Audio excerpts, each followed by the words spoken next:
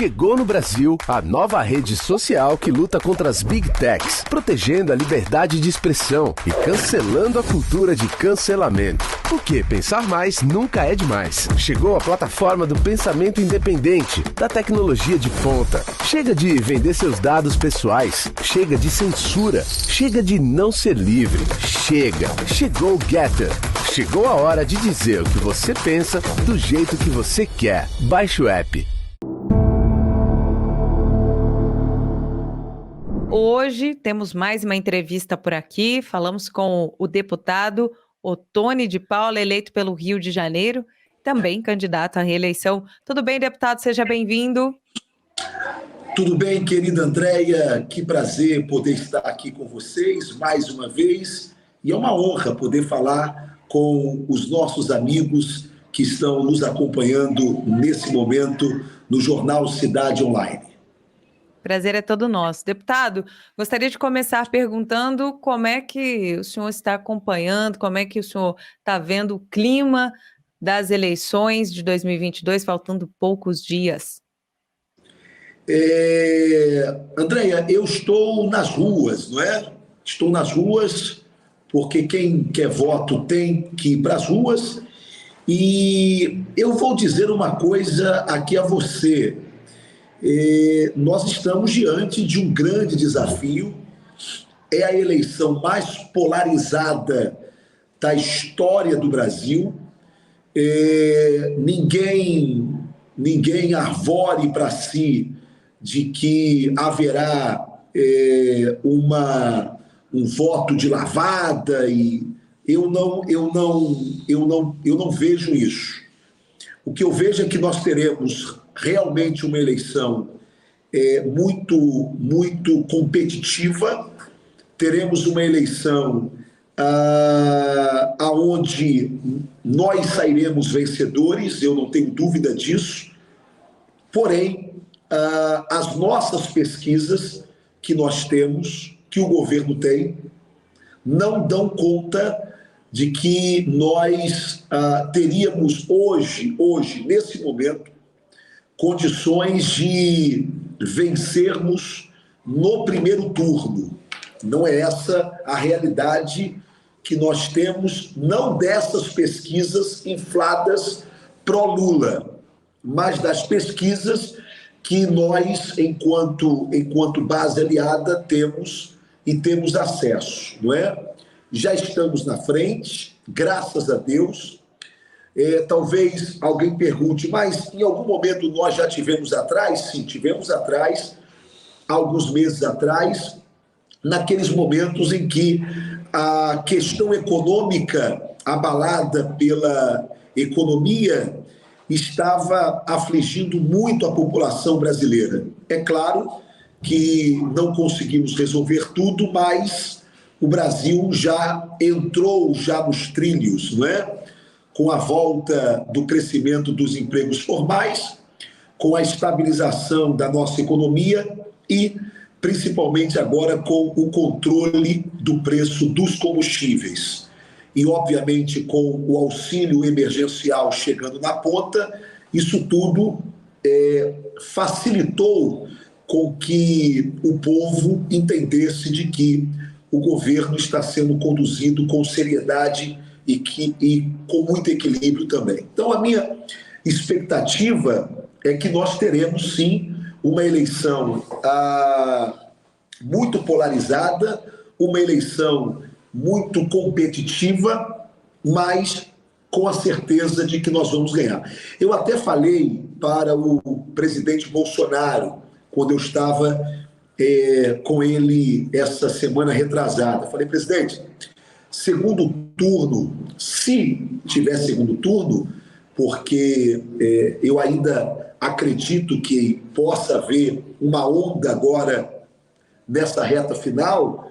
Se houver segundo turno, eu tenho certeza que a vitória no segundo turno será daquele que fizer menos medo ao Brasil, menos medo a essa população que, teoricamente, não é nem Bolsonaro e nem Lula, não é? Ou seja, quem fizer menos medo ao brasileiro eu não tenho dúvida de que será o presidente. Nesse caso, é o presidente Bolsonaro. É isso.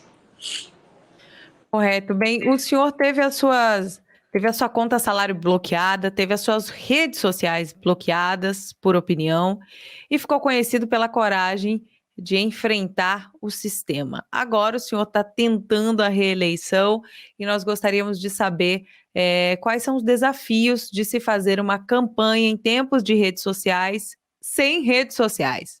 Eu sou, hoje, André, o único deputado federal candidato ou com mandato sem rede social, né? E é interessante que depois de um ano e 2 meses que o Moraes mandou a Polícia Federal na minha casa e a partir daí bloqueou o meu celular, aliás, bloqueou as minhas redes sociais, abriu todas as minhas contas bancárias, aliás, abriu todos os meus sigilos, né? Bancário, telemático, todos fizeram uma devassa na minha vida. Como eu não tenho rabo preso com eles e eu não tenho nada a esconder, não acharam nada. E além de não acharem nada, eles vendo que não tenho rabo preso, não tenho compromisso com os maus feitos, não tenho medo dos canalhas que estão no judiciário, não é? Vou e continuarei indo para o enfrentamento. Não puderam me prender, porque Deus é maior. Então, o que eles estão fazendo agora? O que Moraes está fazendo agora? Tirando o meu direito de ter rede social para tentar tirar o meu mandato e assim calar minha voz, não é? E é interessante, e é bom que você saiba, Andréa, disso, e os nossos amigos do jornal Cidade Online, que eu comecei uma nova rede social pequena e tá, até porque no despacho do ditador da toga, o Alexandre de Moraes, não havia nenhuma ordem de que eu não poderia ter uma nova rede. Eu comecei ali uma nova rede, já tinha umas 30 mil pessoas, na sua grande maioria cariocas e fluminenses, mas eu tinha que, como qualquer candidato, declarar qual a rede que eu iria usar, não é? Para a minha propaganda eleitoral. Pois bem, resultado, quando eu declarei no TRE, Tribunal Eleitoral aqui do Estado do Rio de Janeiro, quando eu declarei no tribunal, no TRE do Rio de Janeiro, qual a rede social que eu ia usar, eu dei 3 redes sociais, Moraes ficou sabendo e bloqueou essas novas redes também. Portanto, hoje eu não tenho nenhuma rede oficial, graças a Deus que o povo brasileiro e o povo do meu estado acompanham o nosso trabalho. E aí começou aqui no Rio de Janeiro uma campanha maciça, Ottoni, eu te empresto a minha rede. E aí as pessoas estão cedendo as suas redes sociais. Agora está acontecendo um outro fenômeno.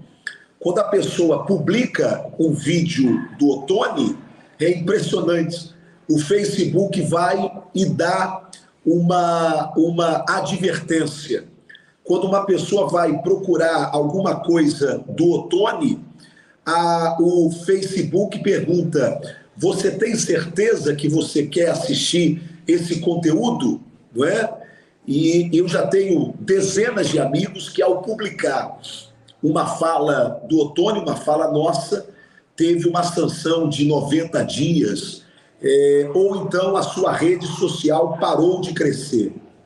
Faz parte dessa perseguição louca que nós, deputados bolsonaristas, estamos sofrendo, na verdade. Mas faz parte do show, Andréia.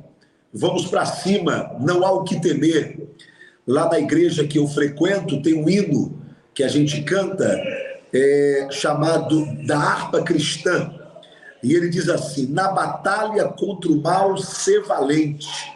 Segue em marcha triunfal, ser valente. E é isso que nós temos que ser nesse momento de guerra, valente. Porque se esse cara que está aqui, ó, aqui atrás de mim, aqui, ó, se esse cara consegue suportar o que ele está suportando, por que nós, que somos soldados, não vamos suportar.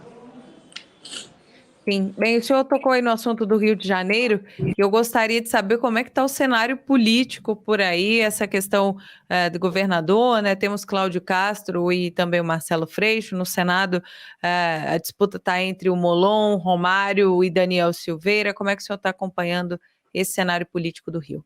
O nosso cenário político aqui do Rio de Janeiro é um cenário difícil, né? Porque nós não temos, na verdade, nenhuma candidatura majoritária de direita realmente, não é? Nós temos o Cláudio Castro, que é uma pessoa boníssima, não é? Mas que ouviu muito os seus assessores e, durante algum tempo, esteve ali mantendo um certo distanciamento do bolsonarismo, né? E da figura do presidente Bolsonaro. Principalmente quando o presidente estava atrás nessas pesquisas aqui no Rio de Janeiro. Até porque ele é cercado de algumas pessoas que são simpatizantes ao PT.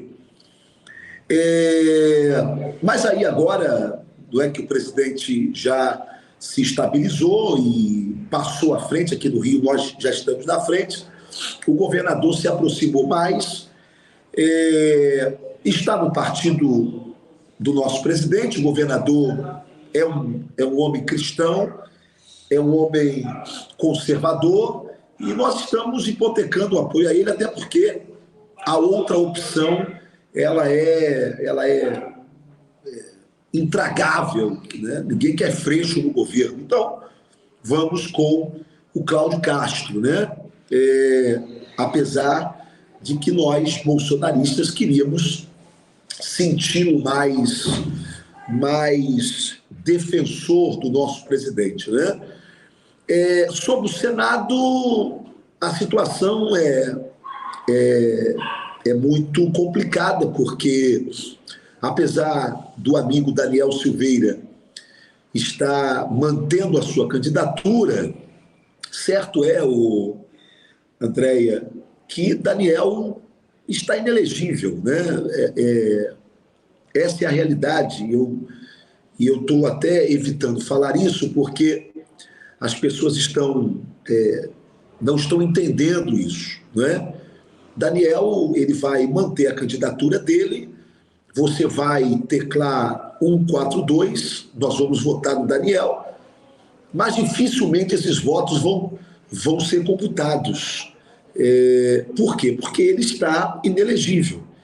E os caras vão jogar pesado. Ou alguém aqui acha que o STF, Moraes fez tudo o que fez com o Daniel para agora dar a chance dele ser senador da República. Não vão dar. O senhor não acredita que esse cenário pode mudar? Quer dizer, nós vamos não continuar... Acredito.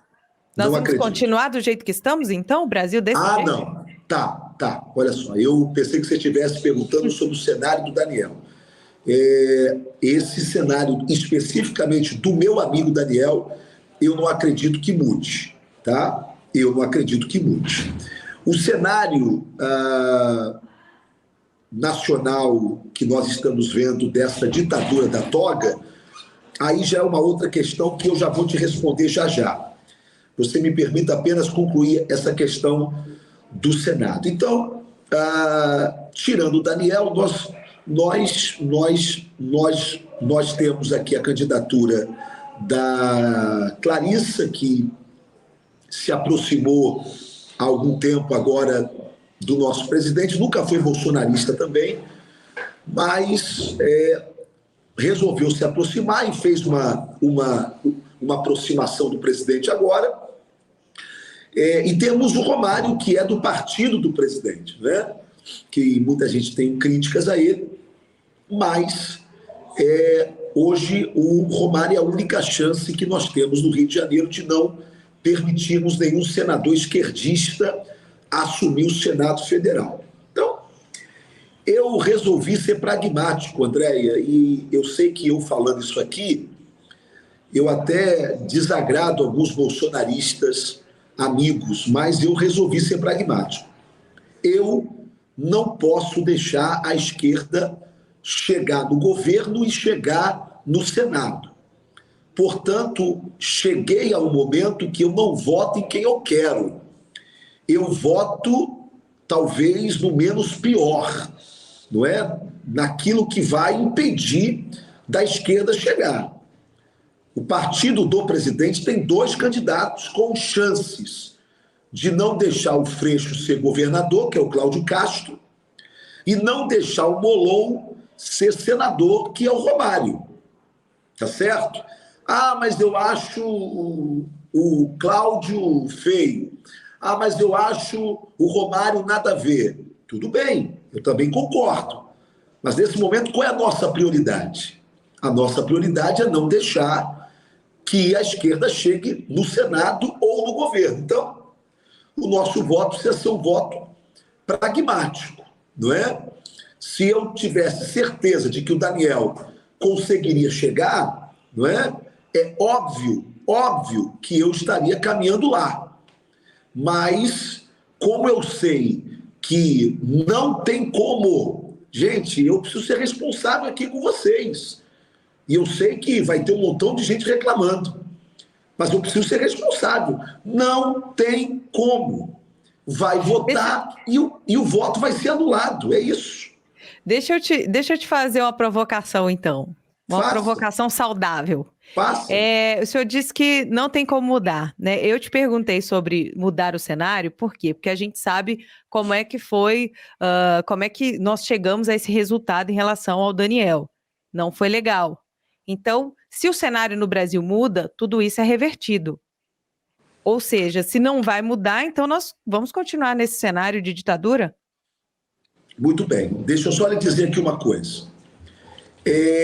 A mudança que nós estamos querendo, ela não vai ser do jeito que nós estamos pensando. O presidente Bolsonaro já abriu mão de qualquer tipo de intervenção neste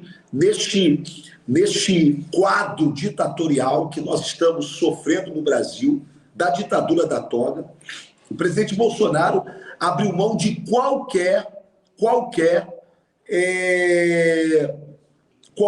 ação que possa demonstrar ao mundo algum tipo de instabilidade institucional, certo? O presidente abriu mão, Andréia, no dia 7 de setembro do ano passado, de enfrentar com Forças Armadas a ditadura da toga lá atrás. Ele abriu mão disso pelo Brasil, para não causar uma instabilidade que traria prejuízo à nação brasileira. E ele foi bombardeado por isso, porque muitos se decepcionaram com ele, achando que ele ia agir daquela forma. Tá certo? Não há nenhuma sinalização do presidente Bolsonaro em agir com truculência ou usando as Forças Armadas contra qualquer instituição. Nós precisamos colocar isso claro, porque nós temos que ter responsabilidade. E essa narrativa de que se o presidente for reeleito, ele resolve isso na pólvora, ele resolve isso com as Forças Armadas, é esse discurso que eles querem ouvir de nós, ok? Para justamente acusar o presidente da República de ser um ditador. Mas aí não precisa ser das Forças Armadas, você precisa de legalidade, só isso. Isso, exatamente. Agora, para que você tenha legalidade para isso, aí você precisa ter um Senado Federal renovado, tá certo? E precisa ter a criação de estratégias. E aí, Andréia, sem entrar no mérito, eu queria afirmar ao povo brasileiro que quando o presidente Bolsonaro diz que as coisas serão resolvidas, serão resolvidas. Serão resolvidas. Mas serão resolvidas da forma mais democrática, da forma mais transparente possível. Será resolvido será resolvido. Só não poderá ser resolvido da forma que muitos esperam e esperavam, por uma única questão. Nós não podemos criar nenhum tipo de instabilidade institucional no Brasil, ainda que já tenha, ainda que nós já estejamos vivendo, mas o mundo precisa saber que esse tal ditador, esse tal golpista que acusa o presidente Bolsonaro não existe. De que se Bolsonaro tivesse algum viés golpista, com o apoio popular que ele tem, já teria resolvido muita coisa de uma forma que nós não queríamos resolver. Portanto, o governo vai agir, o presidente Bolsonaro vai agir, mas conforme ele diz, sempre dentro das 4 linhas da Constituição e sem causar mais instabilidade ao Brasil que eles, os inimigos da pátria, estão tentando causar. Correto. Bem, em 2020, o humorista Rei Bianchi, ele teve a casa dele invadida pela Polícia Federal, a mando do ministro Alexandre de Moraes. Em 2021, foi a vez de Sérgio Reis, que também foi alvo de operação da Polícia Federal, a mando do ministro Alexandre de Moraes, inclusive foi ameaçado de prisão, foi toda aquela comoção no Brasil por ser um senhor, um artista muito querido, respeitado. Em ambos os casos, nós tivemos um motivo que não é crime, né? A opinião política desses 2 artistas. Agora, o ministro Alexandre de Moraes dá declarações de que o TSE, Tribunal Superior Eleitoral, não vai tolerar desrespeito à opinião política de artistas, porque eles são patrimônio cultural, histórico do país. E aí, deputado, como é que a gente fica diante dessa situação? No mesmo dia que o Moraes mandou a Polícia Federal na casa do Sérgio Reis, foi na minha casa também, foi no dia 20 de agosto, mesmo dia do ano passado. Foi na casa do Sérgio e foi na minha casa. Andréia, o que está acontecendo nesse país, e isso eu vou repetir o editorial da Band, do Grupo Bandeirantes de Comunicação, não é? Nós estamos diante de um louco, de um completo desvairado. Estamos diante de alguém que tem feito mal ao país, tem feito mal ao mundo jurídico, porque é alguém que tem patrocinado a insegurança jurídica no nosso país, não é? E eu tenho uma certeza, Andréia, Jesus falou que o mal por si só se destrói. E o que vai acontecer com o ministro Alexandre de Moraes é exatamente isso. Ele mesmo está se autodestruindo, Andréia. Quando ele toma decisões absurdas e faz declarações mais absurdas ainda. Andréia, que ninguém vai obedecer, que ninguém vai seguir. Ou você acha que o povo brasileiro vai entregar celular para entrar aonde está a urna e votar? Ninguém vai cumprir um tipo de absurdo desse, uma ordem ilegal dessa. Por quê? Porque a mente desvairada de um homem que é ministro e hoje preside o Tribunal Superior Eleitoral, simplesmente disse, olha, vai ter que deixar. Ah, por que não? Porque eu quero, porque eu mando. Então, está chegando um momento em que Alexandre de Moraes está ficando com o pescoço na forca que ele mesmo está fazendo para que outros caiam. Para que outros, ele mesmo vai se enforcar nesta forca da sana ditatorial que esse homem vive hoje. Porque o Brasil, a sociedade organizada, já viu que nós estamos sendo conduzidos por um insano, por alguém que coloca os seus interesses acima dos interesses da pátria e tripudia em cima da nossa Constituição quando jurou guardá-la e defendê-la. Portanto, eu tenho certeza que o dia da redenção do Brasil está chegando e chegará por vias democráticas. Nós não vamos usar do mesmo expediente, o governo Bolsonaro não vai usar do mesmo expediente que o senhor Alexandre de Moraes está usando. Não vai usar, não vai usar. Esse problema será resolvido sim, e será resolvido por um homem que aprecia a democracia e que nunca abriu mão de ser um democrata, chamado Jair Messias Bolsonaro. Porque se o Brasil estivesse sendo conduzido por um louco, por um déspota, por alguém inclinado a ser ditador, como é o senhor Moraes, o fogo já tinha sido ateado nessa nação e o único prejudicado com isso seria o próprio povo brasileiro. Certo. Como é que o senhor tem visto as declarações do ex-presidiário, do Lula? Mentiras atrás de mentiras, chamou o povo que foi comemorar o 7 de setembro de integrantes da Ku Klux Klan, entre outras barbaridades. O Lula está sem filtro, Andréia. O Lula está sem filtro. Isso é maravilhoso, isso é esplendoroso, não é? O Lula agora precisa alimentar a sua base. E como é que ele alimenta a sua base? Tirando a máscara e dizendo o que a base dele, inclinada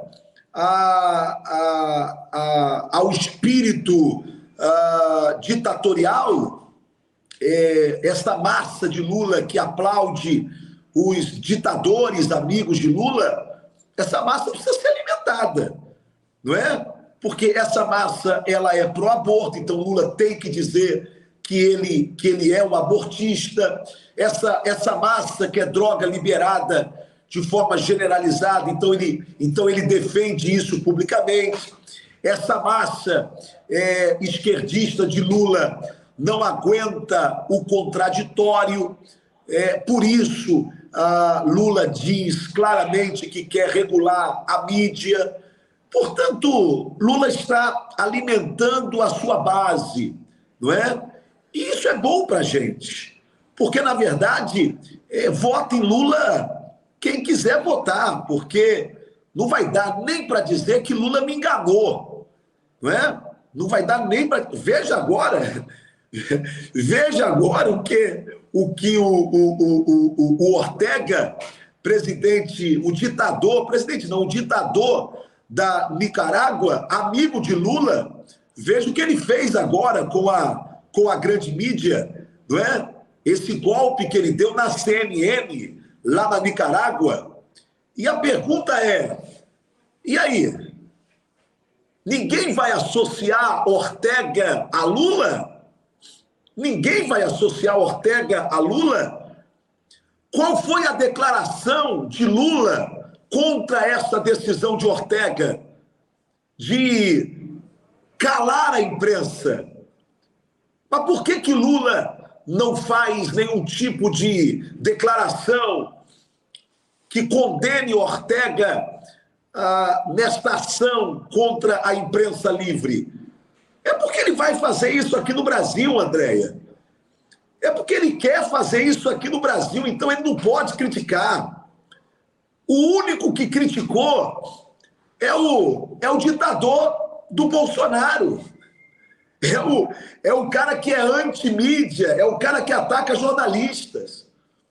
É esse cara que vai para a mídia e diz o seguinte: olha, se eu for presidente, eu vou continuar defendendo a liberdade da imprensa, ainda que essa imprensa me critique.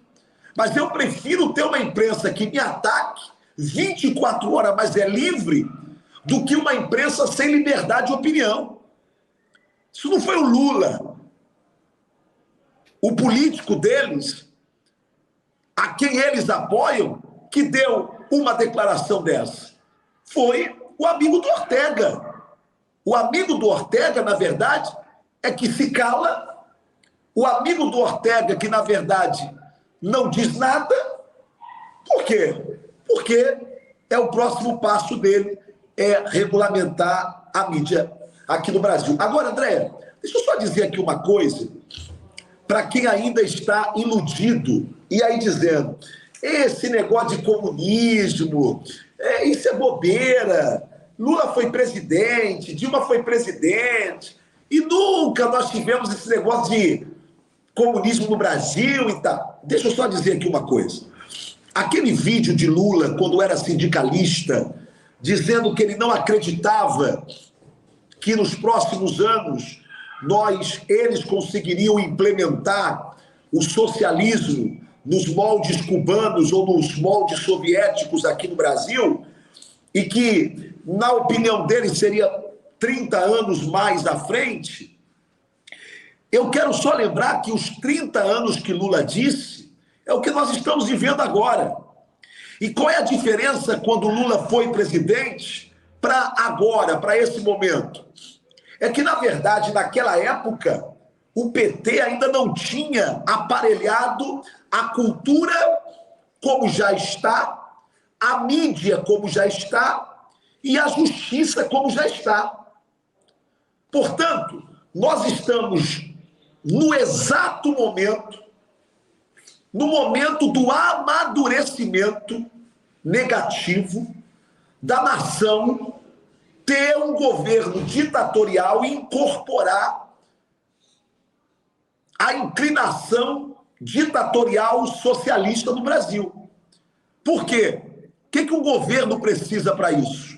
Precisa de uma mídia subserviente, precisa da cultura fazendo a lavagem cerebral na mente da população e precisa da justiça dando um caráter de legalidade a todas as atitudes ditatoriais do governo socialista na hora de implementar as políticas socialistas e comunistas em um país democrático.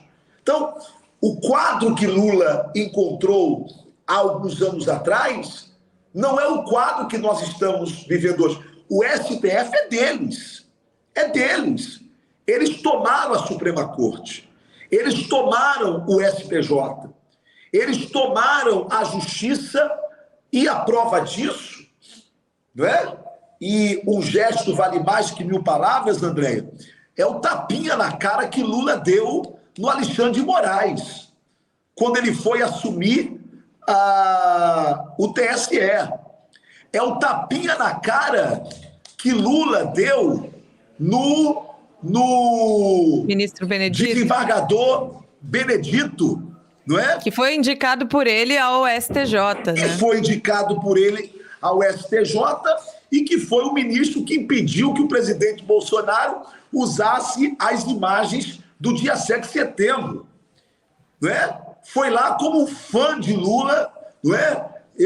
Eu achei que ele até fosse fazer até uma selfie com Lula, mas Lula foi passando e aí deu 3 tapinhas, tipo assim, meu garoto, isso é meu serviço. Isso.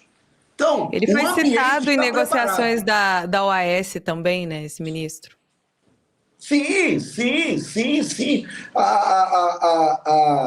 O ambiente está preparado e se nós de direita, conservadores, se nós não entendermos de uma vez por todas que não tem eleição ganha. Você sabe qual é o meu problema, Andréia? E alguns amigos bolsonaristas e de direita fazem crítica a mim, é que eu não vivo de ilusões, Andréia. Eu não vivo de ilusões. Primeiro turno, nós vamos ganhar de lavada. Amigos, não é por aí. Não é por aí. Nós estamos diante de uma eleição altamente polarizada, sim.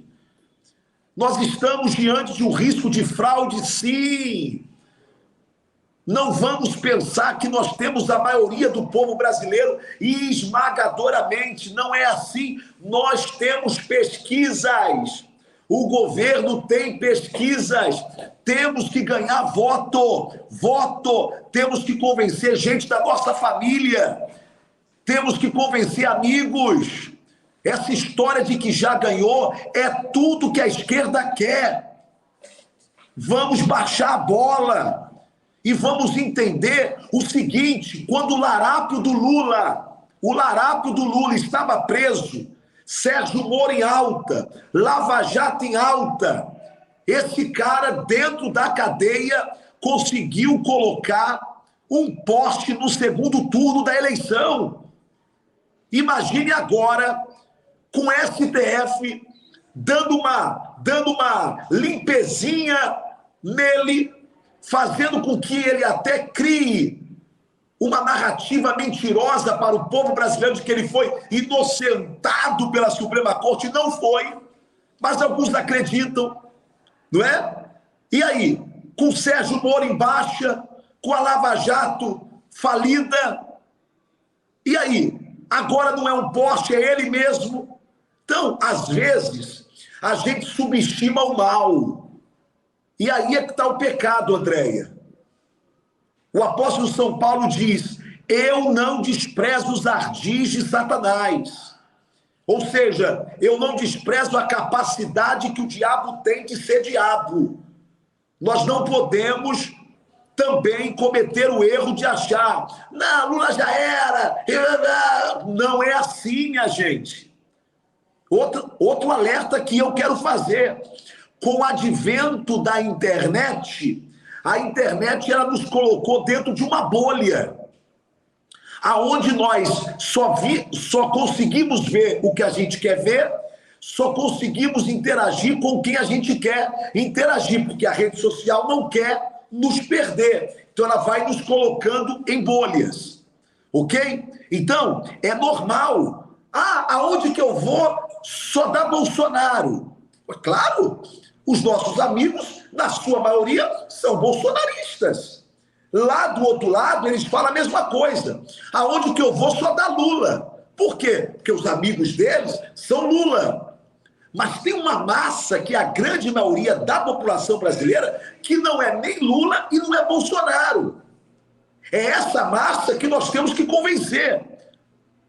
Porque todos os governos esquerdistas que chegaram nos últimos 2 anos no poder em países da América Latina chegaram porque esta massa, que não era nem de direita e nem de esquerda, resolveu se calar e não se manifestou. Aí a esquerda levou.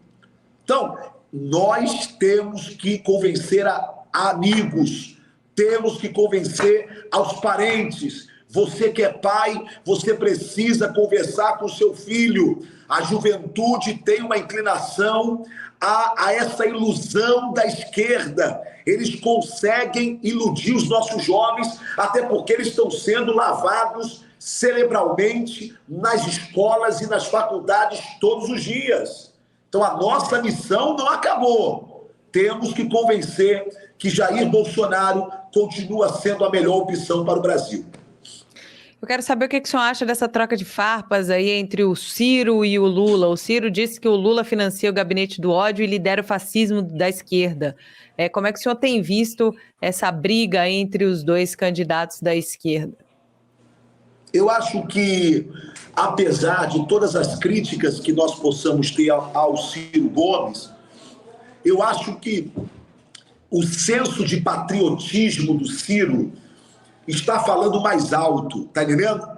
E nessa hora, o Ciro, ele já entendeu que por mais adversário que ele seja de Bolsonaro, ele não pode, por uma questão de consciência, equiparar Bolsonaro a Lula. Não tem como. Então ele resolveu denunciar o quadrilheiro. Ele que conhece Lula, ele que conhece as entranhas do PT, porque já participou lá do governo, conhece todas as armadilhas, as mentiras, não é? os engodos e as falácias que a esquerda tenta promover no Brasil. Então, eu não vejo nem, sabe, uma briga Ciro e Lula, como se fosse uma briga política. A sensação que eu tenho é que Ciro quer sair desse cenário político, talvez seja a última eleição presidencial que ele venha disputar, mas eu acho que ele quer sair, pelo menos, dando a sua contribuição ao Brasil, dizendo ao povo brasileiro quem é Lula e o que ele é capaz de fazer. Então, apesar de todas as críticas que eu tenho ao Ciro Gomes, eu acho que o seu senso de patriotismo está falando alto nesse momento. Ou preparando o terreno para 2026, né? Tentar pegar uma beira aí nos críticos do Lula. Pode até ser, olha só, pode até ser. Mas deixa eu só te dizer qual é o sentimento aqui que eu tenho, Andréia. A gente ganhando agora essa reeleição do presidente Bolsonaro, e vamos ganhar, Andréia, a gente sepulta a esquerda para os próximos 16, 20 anos. Esquece. O Lula, no auge da sua vaidade, ele não permitiu que a esquerda criasse novos líderes de âmbito nacional. Entendeu? Era só ele, tanto que ele lançou o poste do Haddad. E está apostando de novo no Haddad para ser governador em São Paulo.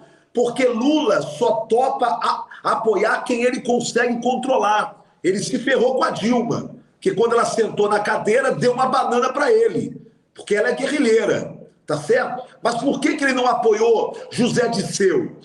Por que ele permitiu que o Dirceu, que era o grande cérebro, e é até hoje do PT e da esquerda, não chegasse à presidência da República, já que esse era o acordo? Porque Dirceu era maior que ele. Então ele, na sua vaidade, ele não ia permitir. Como ele não permitiu o Ciro, que era uma boa opção para a esquerda. Não era, e nunca foi para o Brasil, mas era para a esquerda.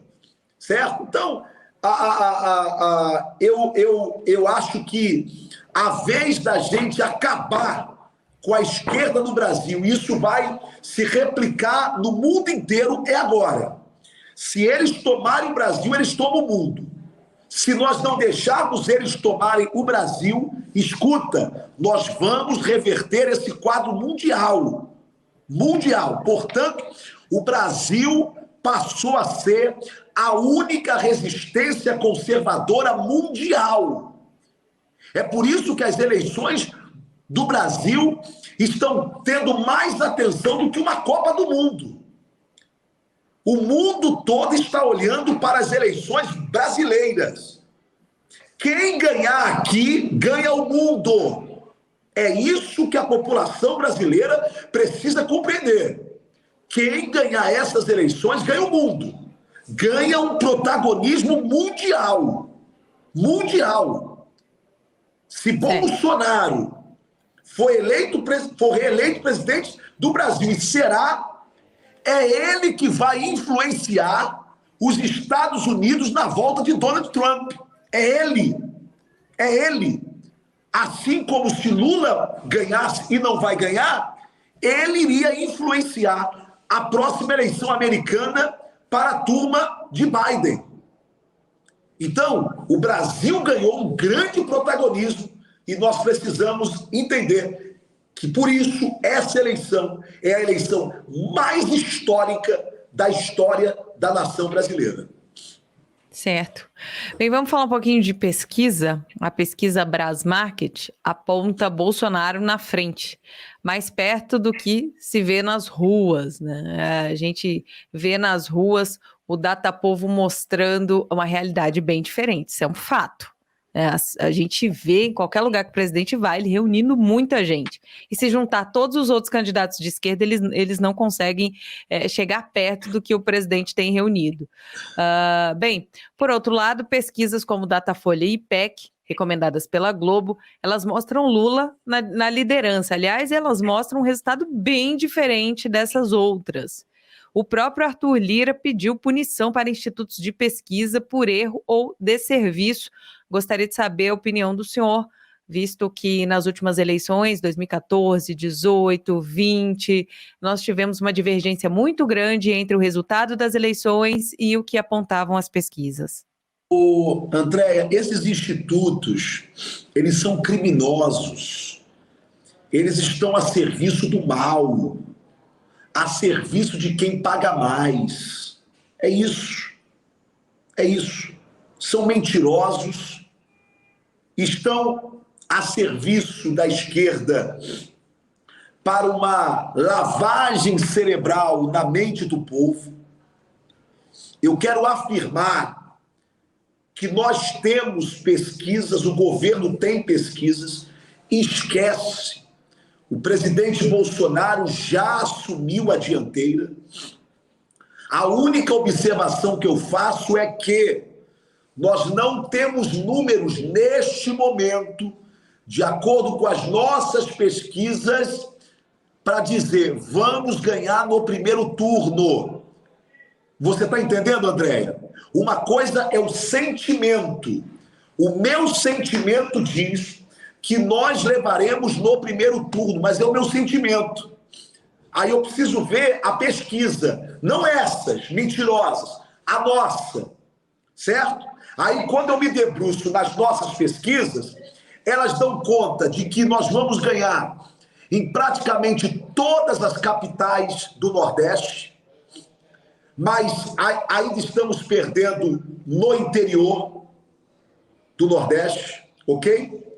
Já estamos praticamente empatados na região norte do Brasil, certo? No Acre nós já estamos na frente há muito tempo. Quando chega o centro-oeste é nosso, o sul é nosso. O sudeste, aqui no Rio, Bolsonaro já assumiu a dianteira, São Paulo já assumiu a dianteira e em Minas assumimos agora a dianteira. Portanto, ninguém acredite nisso, que Datafolha, IPEC, esquece. Eles prestam um desserviço à democracia. E vou dizer mais, Andréia, está chegando a hora. A próxima legislatura precisa ter um presidente corajoso e, se for o Arthur Lira, eu sei que ele terá coragem de uma vez por todas, punirmos esses institutos de pesquisa. Não dá mais para a democracia ficar à mercê dessas fake news promovidas por esses institutos de pesquisa. Então, o meu sentimento é, vamos levar essa no primeiro turno. Eu estou sentindo, a coisa está crescendo nessa reta final, não é? Porém, nas pesquisas que nós temos, nós ainda precisamos de um plus para isso acontecer. Por isso eu digo, vamos ganhar voto, vamos pedir voto. Agora, já estamos na frente, já assumimos a dianteira e o presidente Bolsonaro será reeleito, se Deus quiser. Deputado, nós tivemos a informação, saiu até no programa do Datena, né, que mensagens interceptadas de membros do PCC dão conta de que a facção tem ordenado aí fazer ataques no dia das eleições a policiais, juízes e outras autoridades. Onde é que estão os ministros, a velha mídia e os outros seres preocupados com brasileiros de verde e amarelo cantando o hino nacional e acusando essas pessoas de atos antidemocráticos? Quer dizer que a ameaça de violência ela só vale quando é imaginária, quando é uma ameaça de violência real, sai todo mundo de cena e fica por isso mesmo?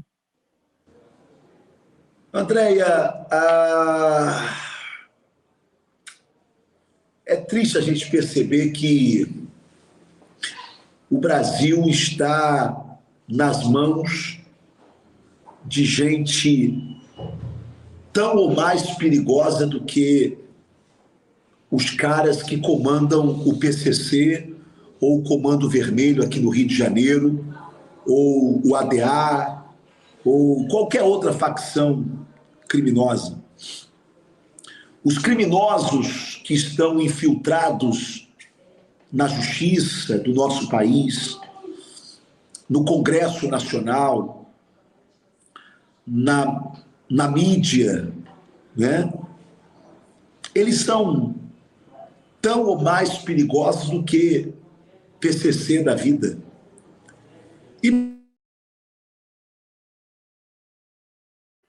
Opa, voltou. Voltou, tá desligado seu microfone. Desligado o seu microfone, deputado. Opa, caiu aqui a internet do deputado, mas ele volta para concluir aqui seu raciocínio. Enquanto isso, quero te lembrar sobre a revista A Verdade. Sabe como você tem acesso a esse conteúdo? Por apenas R$ 9,99 por mês, assinando o Jornal da Cidade Online. Só você acessar jornaldacitadeonline.com.br, área do assinante, você assina então o nosso conteúdo e toda segunda-feira tem uma edição novinha da revista A Verdade, sempre com um conteúdo exclusivo, produzido com muito carinho para você assinante. Então, além de consumir esse excelente conteúdo, você também apoia o nosso trabalho. Lembrando que o canal da TVJCO está desmonetizado há mais de um ano pelo TSE, assim como outras mídias também, mas nós estamos aqui tentando levar para você, fazendo um esforço para levar para você a melhor informação possível. Deputado voltou. Deputado, então, por gentileza, continue. Então, Andréia, por isso é que eles se calam. Por que eles se calam? Porque, na verdade, isso tudo faz parte de um esquema de destruição do país, não é? E que tem esse braço destruidor também no tráfico. No tráfico. O tráfico, ele faz parte de um dos braços, ele é um dos braços desse corpo maligno que é a esquerda aqui no Brasil. Por isso que quando... Opa, por isso quando desligou de novo. Desligou de novo o telefone do deputado, a internet. Pode ser alguém ligando, né? De repente está no telefone e aí ocorre essas situações, mas faz parte. O deputado Ottoni de Paula, então, conversando conosco a respeito desse cenário político. Estamos a poucos dias das eleições e, claro, a TVJCO está dando uma cobertura especial tratando desse assunto tão importante no nosso país, que são as eleições 2022. Lembrando que esse ano você escolhe, além do presidente da República, um senador para cada estado, deputado federal, um deputado estadual ou distrital, no caso do Distrito Federal. Sim, deputado, pois não. Tomara que não seja o PCC, né, que esteja derrubando a gente aqui. Que loucura. Pesado. Mas, Andréia, só para você ter uma ideia, aqui no Rio de Janeiro, aonde o tráfico comanda, nós bolsonaristas não podemos entrar. Não pode haver uma manifestação pública onde o tráfico comanda aqui no Rio de Janeiro de apoio ao presidente Bolsonaro. Por quê? Porque o tráfico apoia a esquerda. Porque o tráfico é beneficiado pela política esquerdista. É por isso. Tá entendendo? É isso. Desculpa. Então é por aí. Correto. Deputado, gostaria de agradecer a sua participação aqui conosco. Obrigada pela entrevista. Volte Desculpa, sempre que porque eu quiser. estou gripando aqui também. Imagina, melhoras para o senhor. Muita vitamina Obrigado, C aí. querida.